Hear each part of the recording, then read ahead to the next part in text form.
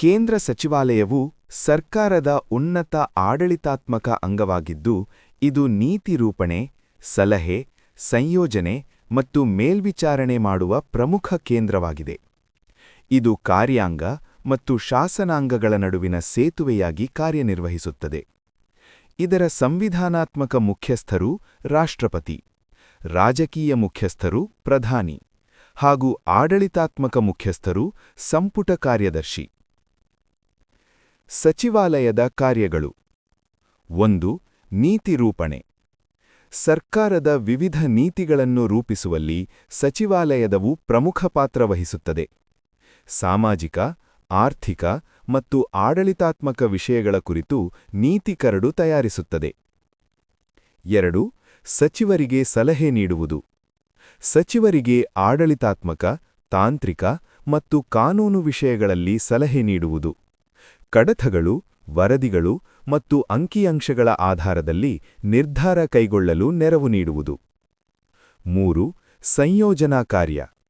ವಿವಿಧ ಮಂತ್ರಾಲಯಗಳು ಮತ್ತು ಇಲಾಖೆಗಳ ನಡುವೆ ಸಮನ್ವಯ ಸಾಧಿಸುವುದು, ಕೇಂದ್ರ ಮತ್ತು ರಾಜ್ಯ ಸರ್ಕಾರಗಳ ನಡುವಿನ ಸಂಪರ್ಕ ಸೇತುವೆಯಾಗಿ ಕಾರ್ಯನಿರ್ವಹಣೆ, ಹಾಗೂ ಅಂತರ ಮಂತ್ರಾಲಯ ಸಮಿತಿಗಳ ಮೂಲಕ ಸಂಯೋಜನೆ. 4. ಕಾನೂನು ರೂಪಣೆಯಲ್ಲಿ ಸಹಾಯ.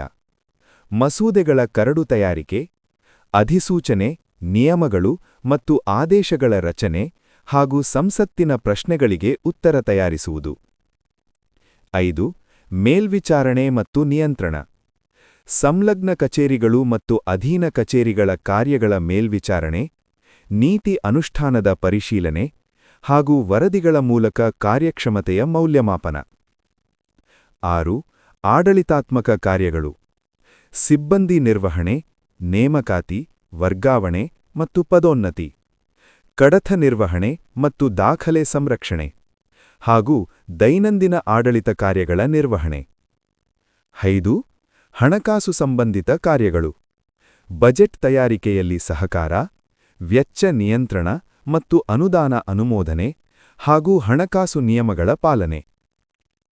8. ಮಾಹಿತಿ ಮತ್ತು ದಾಖಲೆ ನಿರ್ವಹಣೆ.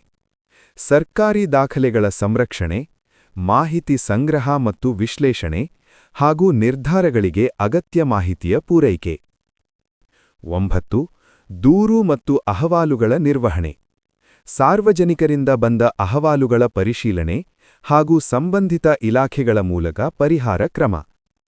10. ನಿರ್ಧಾರ ಜಾರಿಗೆ ಸಹಕಾರ.